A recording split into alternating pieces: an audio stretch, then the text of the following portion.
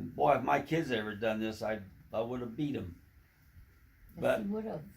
I was quite a hot rodder in my days. I mean, I always had a nice car. I was a freshman in high school and had a brand new '57 Chevy with a 283, and it was a fast car. And I drove it, man. Everywhere we went, I was 80 miles per hour down the road, but it wasn't crowded like it is nowadays. But it was curvy. But it was only 55 miles per hour, and I'm doing 80 all the time.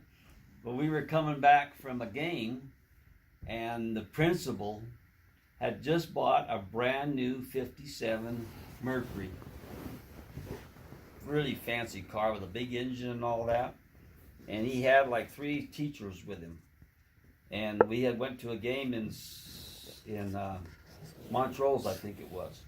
Well, on the way back, he was in front of me. Well, I decided to get ready to pass it. Well, there was only one yellow '57 Chevy in Gunnison, so they knew he knew who it was. Mm-hmm. So I started to go around him, and he'd romp on it, and I never could pass him. And I'd get just about close to him, and he'd take off. That big engine, I couldn't stay up with him, and I followed him all the way up Soldier Summit, and that's before you get into Gunnison, Colorado. And I had Dick Gibson and Nat Gould with me. And we were all in the front seat. And as we're going up, I tried 2 or 3 times to pass him, and he just floorboarded. I never could pass him. Well, coming down the other side, I tell my buddies, I says, there's an S curve. And as you come out of the S curve going downhill, there's a straightaway for about maybe a mile. And I says, I'm going to pass this guy. If I have to do 120, I'm going to pass him. Hold on. And Dick says, I can remember him saying, yeah, you don't want to go that fast. I said, I'm going to pass him no matter what. So as we're going down, man, I romp on it.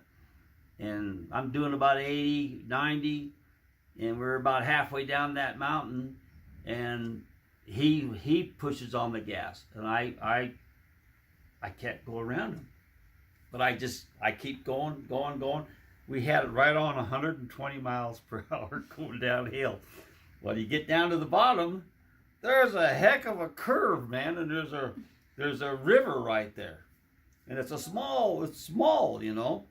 And anyway, we're going that fast. Well, the principal, he starts slowing up.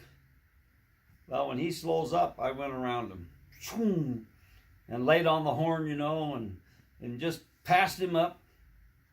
And as I getting down there, just as I'm passing him, there's that curve. And you going that fast on a sharp curve, and there's gravel on the side of the road, you don't hit your brakes. So I just let up on the gas, and as we're coming into that curve, Nat Gould and Gibson, I think they pushed the front of the car about 3 inches away from me. They were just screaming. Ah! We figured we were dead. And boy, as we started going around that curve, and the car it wouldn't follow the curve. It just kept going over. Well, when the wheels hit the gravel, it pushed the car over toward the road, and then I laid on the brakes just a little bit and was able to pull out. Grandpa was drifting before it was cool. Oh, it scared the crap out of me, man. The sweat was coming off me and Dick and them. They just knew we were dead.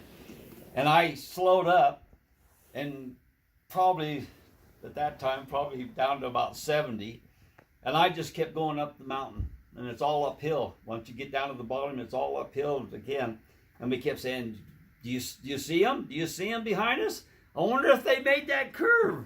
We were wondering if maybe they didn't make it, because they had to be going pretty fast when they got to that curve too. I said, well, we'll find out in the morning if he shows up for school. And I knew they were going to call me on the speaker, Mr. Ross, come into the principal's office. But I think the teachers and him, they were probably embarrassed to be racing us like that. And I never said anything to them, and the teachers and the principal never ever said anything to me. But I'll tell you, that was scary. Scary. That scared the pants off me.